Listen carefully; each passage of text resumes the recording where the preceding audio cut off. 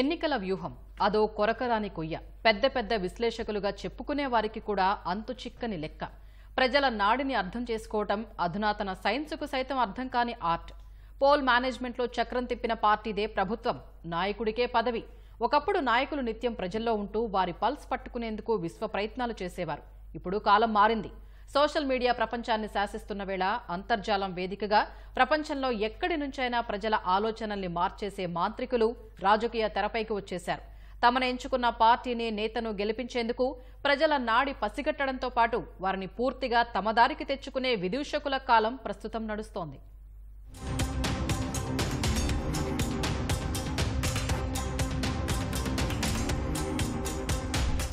రాజకీయ పార్టీల ఎన్నికల వ్యూహాలు కాలానుగుణంగా మారుతూ వస్తున్నాయి. సామాజిక మాధ్యమాలు ప్రాచుర్యంలోకి రాకముందు ఆయా పార్టీల అగ్రనేతలు రాష్ట్ర, దేశవ్యాప్త పర్యటనలు చేపట్టి ఓటర్ల నాడిని పసిగట్టేవారు. ప్రాంతాల వారీగా వ్యూహాలు రచించుకుని ఓటర్లను ఆకర్షించేందుకు తాయిలాలు సహా అభివృద్ది, సంక్షేమ పథకాలపై హామీలిచ్చేవారు. గతంలో ఎల్కే అడ్వాణీ వంటి నేతలు దేశవ్యాప్త యాత్రలు చేపడితే ఉమ్మడి ఆంధ్రప్రదేశ్లో మొదట వైఎస్సార్, తర్వాత చంద్రబాబు పాదయాత్రల ద్వారా ప్రజల దృష్టిని ఆకర్షించి ఎన్నికల్లో విజయాల్ని అందుకున్నారు. 2014 నాటి సార్వత్రిక ఎన్నికల సమయానికి సామాజిక మాధ్యమాల ప్రభావం భారీగా పెరిగింది. ఈ క్రమంలో ఎన్నికల వ్యూహకర్తలు కూడా రంగప్రవేశం చేశారు. తమను నియమించుకున్న పార్టీలకు గెలిపే లక్ష్యంగా అనేక వ్యూహాలకు పదును పెట్టి వాటిని పక్కాగా అమలు చేస్తున్నారు. అందుకోసం ప్రత్యేక బృందాలను ఏర్పాటు చేసుకోవటం, నిర్దేశించుకున్న ప్రాంతాల్లో ప్రజల పల్స్ పట్టేందుకు సర్వేలు చేయటం, వారి సమస్యలు తెలుసుకోవటం, ఎన్నికల్లో ప్రభావితం చేసే సమాచారాన్ని సామాజిక మాధ్యమాల ద్వారా విస్తృతం చేయటం, మేనిఫెస్టో రూపకల్పనలో సలహాలు, సూచనలు ఇవ్వటం, అవసరమైతే ప్రజల్లో సెంటిమెంటును రగిలించేందుకు ఎత్తుగడలు వేయటం వ్యూహకర్తల కార్యకలాపాలుగా మారాయి.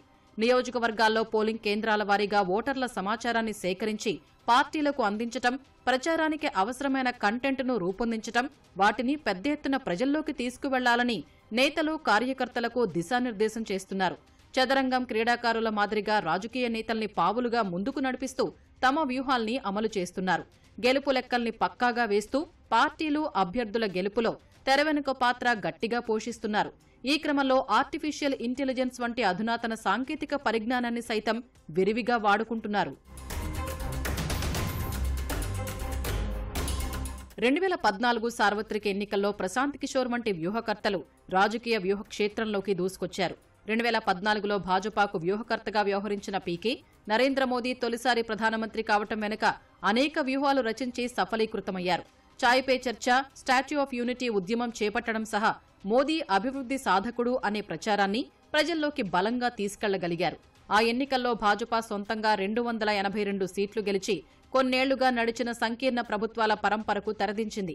2013లో సిటిజన్స్ ఫర్ అకౌంటబుల్ గవర్నెన్స్ పేరుతో ఓ సంస్థను నెలకొల్పిన పీకే తర్వాత దానిని Indian political action committee IPAC గా మార్చారు. తర్వాత కాలంలో ఆంధ్రప్రదేశ్లో వైకాపా, బీహార్లో జేడీయూ, పశ్చిమ బెంగాల్లో తృణమూల్ కాంగ్రెస్ వంటి పార్టీల కోసం పనిచేశారు. 2019 ఎన్నికల తర్వాత ఐపాక్ నుంచి ప్రశాంత్ కిషోర్ తప్పుకున్నప్పటికీ ఆ సంస్థ పలు పార్టీల కోసం పనిచేస్తూనే ఉంది.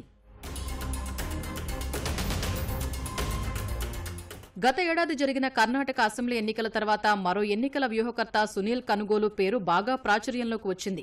కర్ణాటక ఎన్నికల్లో కాంగ్రెస్ కోసం పనిచేస్తున్న ఆయన ఆ పార్టీ ఘన విజయం అందుకోవడంలో కీలక పాత్ర పోషించారు. తర్వాత తెలంగాణలోనూ కాంగ్రెస్ కోసం పనిచేసి విజయవంతమయ్యారు.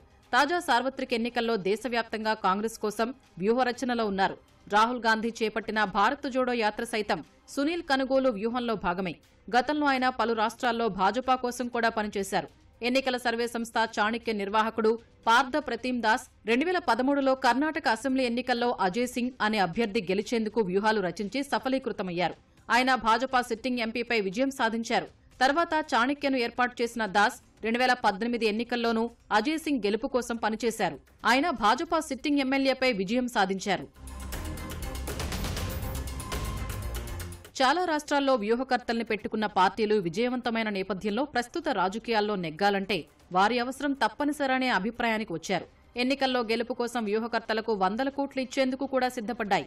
సామాజిక మాధ్యమాల కారణంగా ప్రచారం కూడా కొత్త పుంతలు తొక్కుతున్నందున వ్యూహకర్తలు లేకుండా ఏమీ చేయలేమనే నిర్ణయానికి నేతలు వచ్చేశారు. వాట్సాప్, ఫేస్బుక్, ఎక్స్, యూట్యూబ్ వంటి సామాజిక మాధ్యమాల్లో ప్రచారానికి అవసరమైన కంటెంట్ అందించడంలో వ్యూహకర్తలు బాగా ఆరుతేరిపోయారు. ఆ కంటెంట్ను సొంతంగా తయారు చేసుకోవడం తమ వల్ల కాదని పార్టీలు పోల్ మాంత్రికులను ఆశ్రయిస్తున్నాయి. గతంలో ప్రజల్లో నుంచి వచ్చిన నేతలకు వ్యూహకర్తల అవసరం ఉండేది కాదు. అప్పట్లో గెలుపు ఓటములు నాయకులపైనే ఆధారపడి ఉండేవి.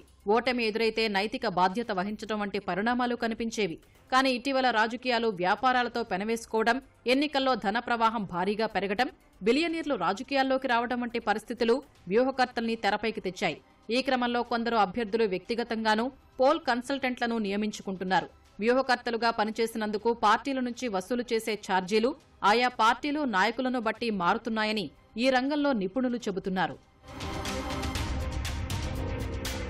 అయితే ఎన్నికల వ్యూహకర్తలు తమ వ్యూహాల్లో భాగంగా ప్రత్యర్థుల్ని దెబ్బతీసేందుకు తప్పుడు ప్రచారాలకు సైతం ఏమాత్రం వెనకాడటం లేదనేది బహిరంగ రహస్యం. కొత్త తరం రాజకీయాలకు ఇవన్నీ అవసరమనే అభిప్రాయాన్ని మెజారిటీ ప్రజల మెదళ్లలో చొప్పించేశారు. ఇది ప్రజాస్వామ్యాన్ని ప్రమాదంలోకి నెట్టే పరిణామమనే ఆందోళన వ్యక్తమవుతోంది.